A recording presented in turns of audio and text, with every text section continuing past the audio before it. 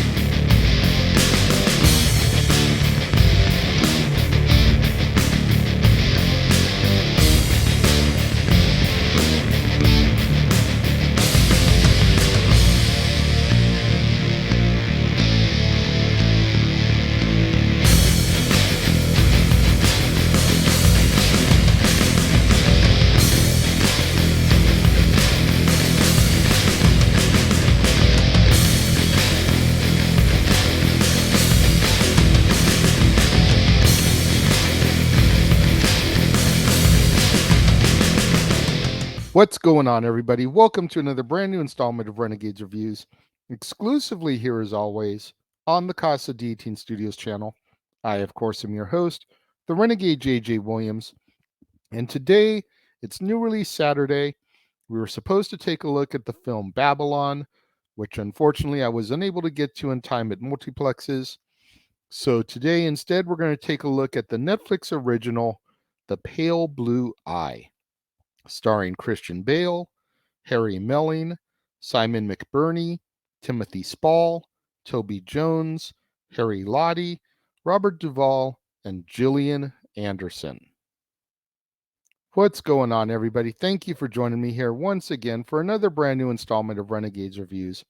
As I said in the introduction, it's new release Saturday, supposed to be Babylon, unable to see it, replacing it with The Pale Blue Eye.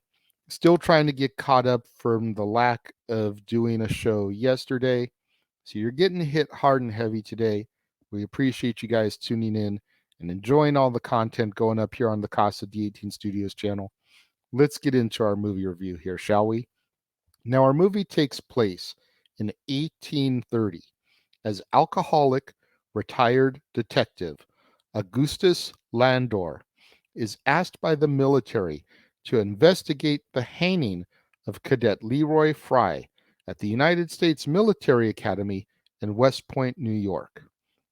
Landor is a widower who lives alone ever since his daughter ran off a few years prior. Now, after Fry was hung, his heart was removed from his body, and while in the morgue examining the corpse, Landor finds a small fragment of a note clutched tightly into Fry's hand. Landor also discovers marks on Fry's neck and fingers, which suggest that he didn't hang himself, but was instead murdered. With the West Point officer's permission, Landor enlists the help of a young Edgar Allan Poe, who is a cadet of the Academy who has expressed an interest in the case. Poe and Landor are able to deduce from the writing on the note that it was summoning Fry to a secret meeting. After a cow and a sheep are found in the area, butchered and with their hearts removed, it is deduced that the murder could be linked to black magic rituals. Meanwhile, another cadet, Ballinger, goes missing and is later found hanged with both his heart and his genitals removed. And then a third cadet, Stoddard, disappears, and it is presumed by Landor that Stoddard had reason to believe that he was next in line to be killed. Landor and Poe begin to suspect that the family of Dr. Daniel Marquise, who was first brought into the investigation in order to perform the autopsy on Fry, is possibly to blame. Particular suspicion is then placed on his son Artemis and his daughter Lee, who suffers from random seizures. While visiting Dr. Marquise's house, Landor finds an old officer uniform, and he remembers that a man impersonating an officer had been involved in the mutilation of Fry's body. Landor confronts Dr. Marquise, who admits that he resorted to black magic in an attempt to cure Lee of her seizures. And initially, she appeared to improve. Now Poe is enchanted by Lee, and he volunteers to do whatever she wants. But he is drugged and awakens to find Lee and Artemis are about to cut out his heart in accordance with their ritual to cure Lee. Landor arrives just in time to rescue Poe, but the building catches fire and Lee and Artemis die. Thinking that the case is now solved, the military thanks Landor for his service. However, Poe, recovering from his near-death experience, notices that the handwriting on the note fragment that was found in Fry's hand matches that of Landor. After threading together all of the information that he has gathered, it becomes apparent to Poe that Landor was in fact the killer of the cadets, and Poe confronts him with his conclusion. It is then revealed that 2 years prior, Landor's daughter, Maddie, was raped by Fry, Stoddard, and Ballinger after attending her very first ball. Traumatized by the experience, she later committed suicide by jumping off of a cliff. Landor didn't disclose this to anyone and instead pretended that Maddie ran away. Distraught, Landor set out to avenge his daughter. He left the note for Fry, luring him to a lonely spot before hanging him. But a patrol happened to walk by, so Landor was forced to leave the body.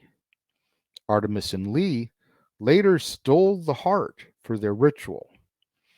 After killing Ballinger, Lander then mutilated his corpse in order to make it appear that he was murdered by the same madman who had desecrated Fry's body.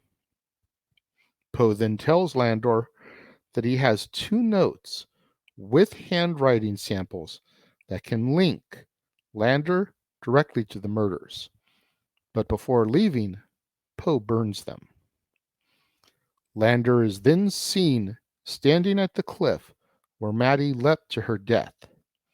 He lets her hair ribbon float away in the wind and says, "Rest, my love," as our movie comes to its end.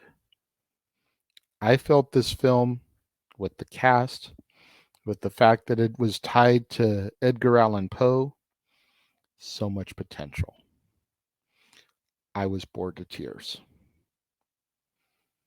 I'm not opposed to long movies. I'm not opposed to story-driven movies. But this was 2.5 hours of talking. There was no action whatsoever. There was nothing else except talking. This would probably be better suited as a play as opposed to a movie. It was just bad. You know, I compare it to how The Lord of the Rings is 9 hours of walking. This was 2.5 hours of talking. There was really nothing else going on in this movie. And again, I'm all about exposition.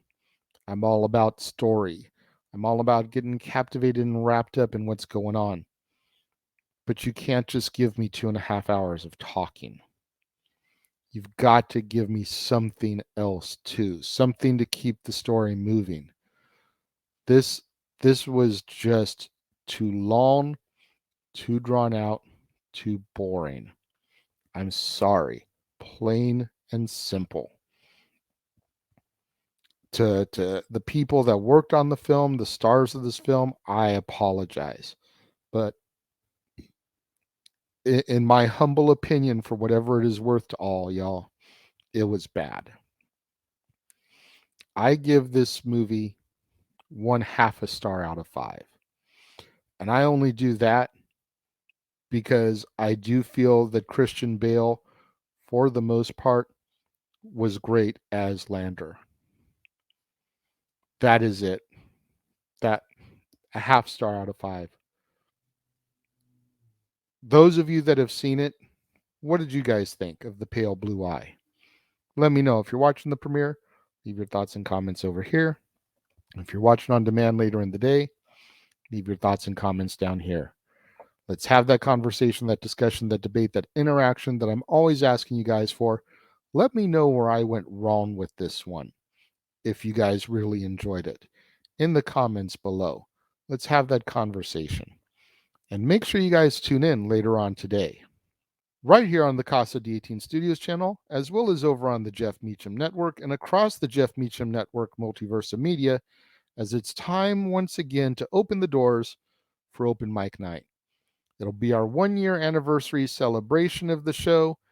Unfortunately, Jeff is unable to attend, but it'll be myself, the Simple Man Noah Foster, the Heeb Man James Hebert, and whoever else decides to walk through the doors of the club, step up to the podium, grab the microphone, and discuss with us the latest going-ons in the world of professional wrestling.